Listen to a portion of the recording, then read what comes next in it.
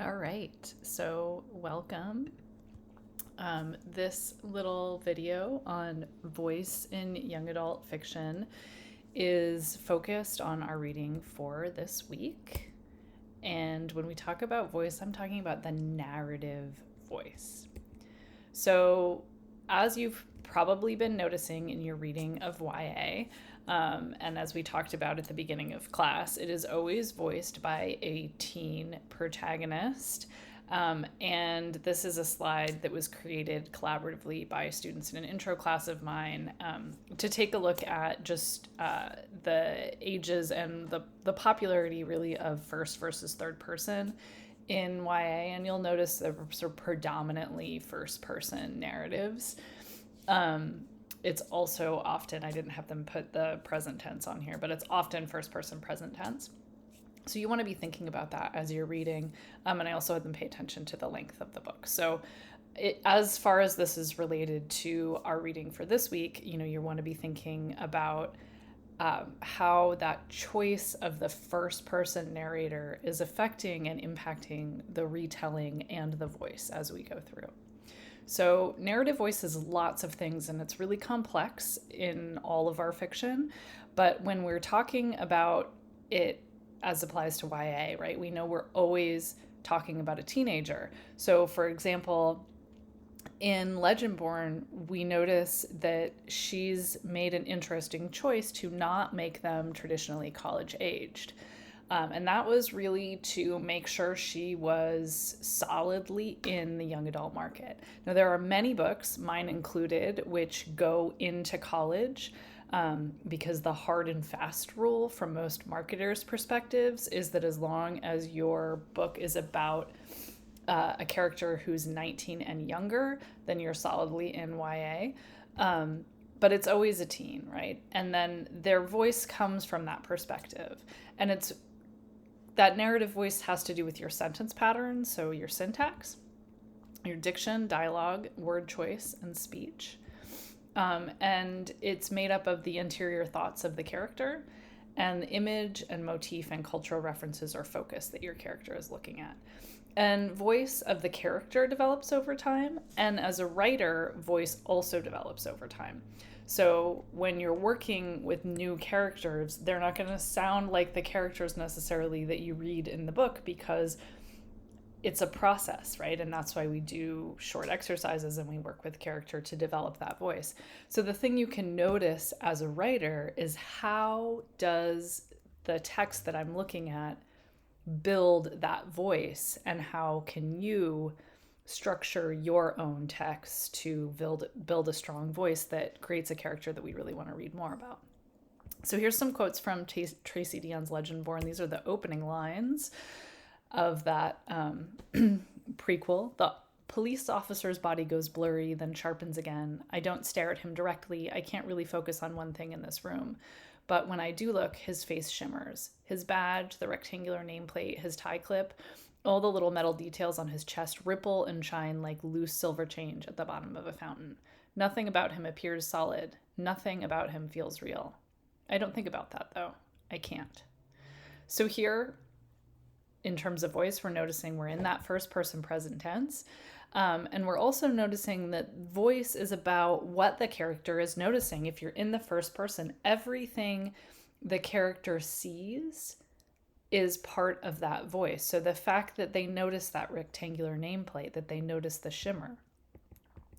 And then it's also important to note here too, that the things that your character notices, the chest rippling, that shining like loose silver change, the fact that nothing feels solid, that imagery of the fountain is like a wish, that it's kind of magical, right? That we are realizing that even though the main character tells us in the next line, I don't think about that, though I can't, we are subconsciously clued in to the fact that this book is going to have some magical elements to it, right?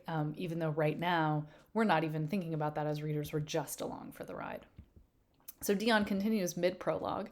I listen to these people, I don't know, use the past tense about my mother, the person who brought me into the world and created my present.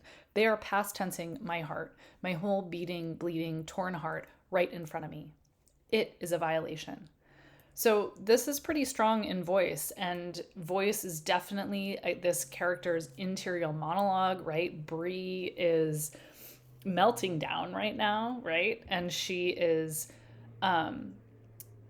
torn up. And so her sentence patterns are falling into this rhythm. My whole beating, bleeding, torn heart, right in front of me. And then they're hammered with that short sentence. It is a violation that shows her anger and her sadness at the loss of her mother.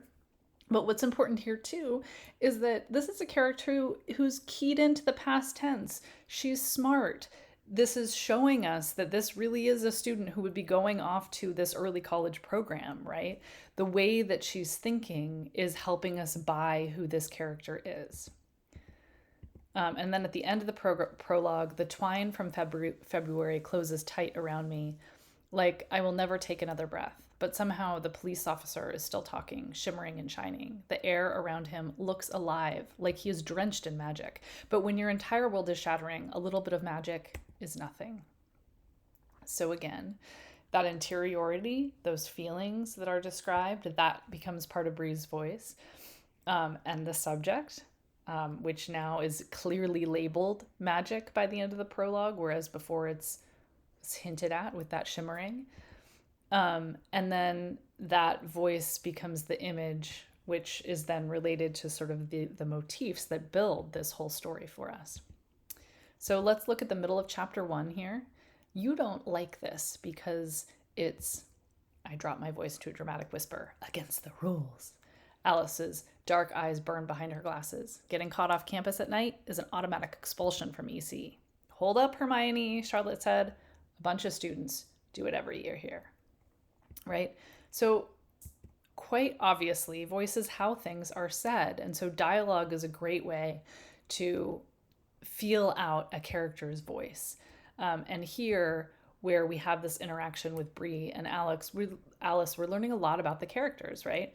With their dialogue and their diction and their cultural reference, right? And of course, anybody reading this will probably know of Harry Potter if they have not read it. And Harry Potter is an apt choice as well because there are real thematic similarities in terms of an academy where there's magic, right? And so we think about that later and put it all together because you don't know that at that point in the book.